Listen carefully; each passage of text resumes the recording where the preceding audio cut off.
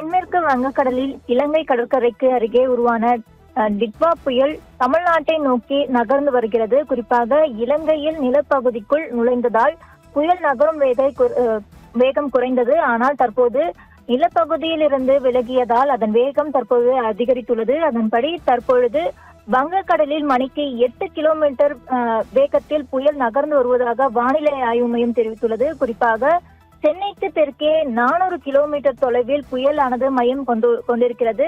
இது மேலும் வடமேற்கு நோக்கி நகர்ந்து நாளை வட தமிழ்நாட்டை நெருங்கும் என்று வானிலை ஆய்வு மையம் குறிப்பிட்டுள்ளது.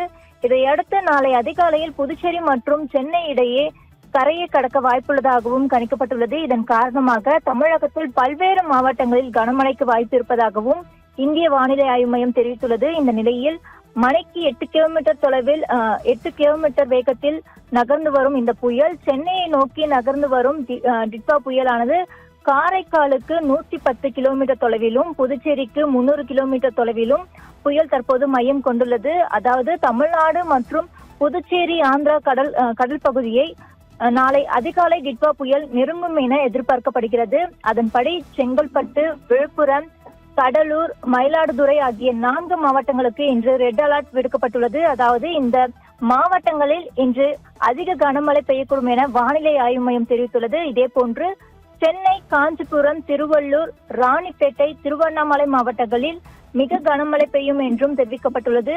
புதுச்சேரியிலும் அதிக கனமழை பெய்யலாம் என வானிலை ஆய்வு மையம் எச்சரிக்கை விடுத்துள்ளது. மேலும் சேலம், கள்ளக்குறிச்சி, பெரம்பலூர், திருச்சி, அரியலூர் மாவட்டங்களிலும் மிக கனமழை பெய்யக்கூடும் என கூறியுள்ள வானிலை மையம் தஞ்சாவூர், புதுக்கோட்டை, திருவாரூர், நாகை மாவட்டங்களில் மிக கனமழைக்கு வாய்ப்பு இருப்பதாகவும் தெரிவித்துள்ளது.